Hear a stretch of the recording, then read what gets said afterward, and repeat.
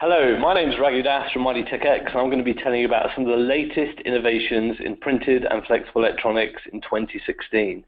This is ahead of our event, Print Electronics USA, which is going to be at the Santa Clara Convention Center, November the 16th and 17th, and it's the largest event in the world on the topic with over 3,500 attendees. So there's been a huge amount going on in printed electronics. The whole industry in 2016 is worth over $24 billion, but that's made up of many different segments.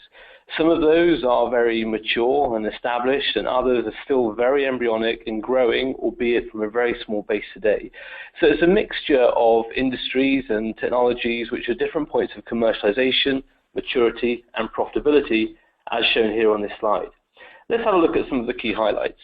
If we look at the display industry, which is a $120 billion industry, most of that being LCDs, there's been a huge amount of innovation going on in new types of display technologies.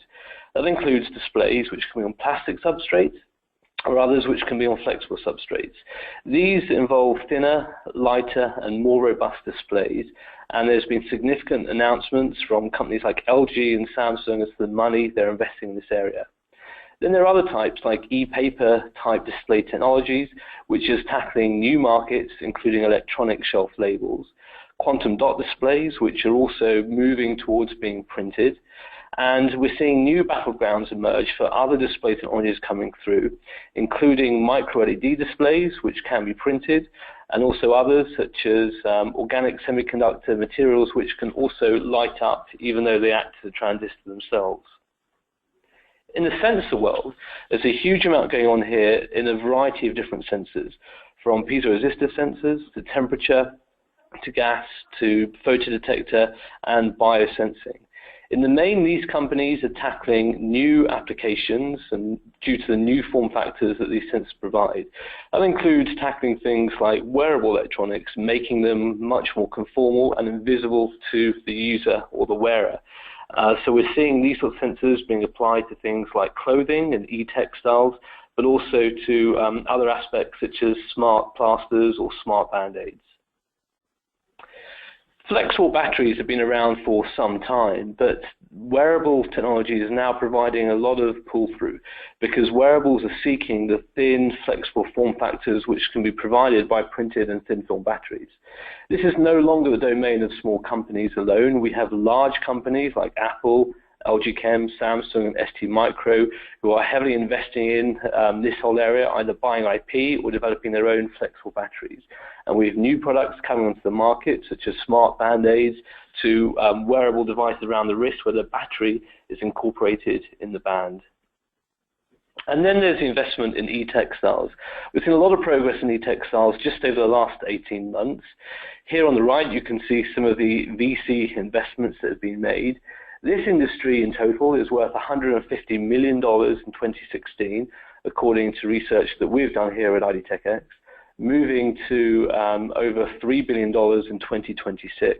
And as companies are developing new ink formulations which can be compatible with textiles that can be washed but act as electrodes for sensors or for circuitry. Then there's antenna printing, and over the last 12 months, companies have been printing millions of antennas which are being used on commercial cell phones, for example.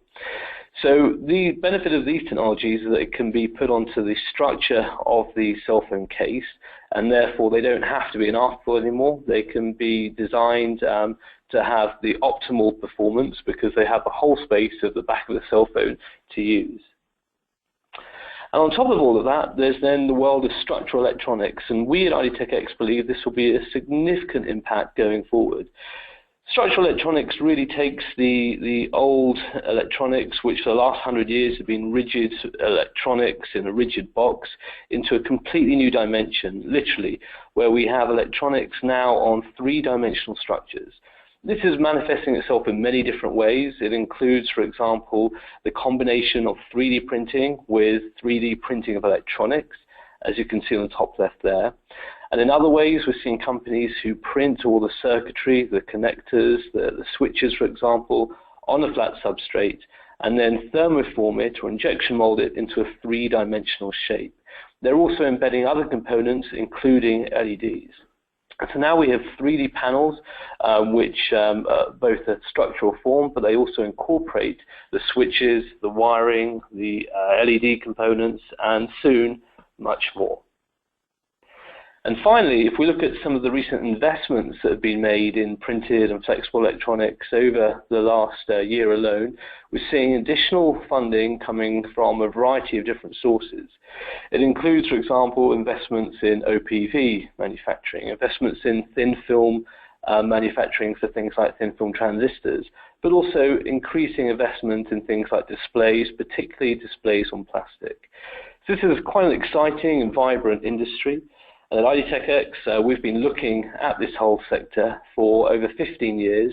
Our value and our job is to help customers and clients who are in this industry or want to get into this industry understand how they can profit from it today. So we provide that business intelligence, that insight that you need in order to make the best decisions possible for your business going forward. So take a look at our website, idtechex.com, for more details, and also look out for our event in Santa Clara, which is at printedelectronicsusa.com.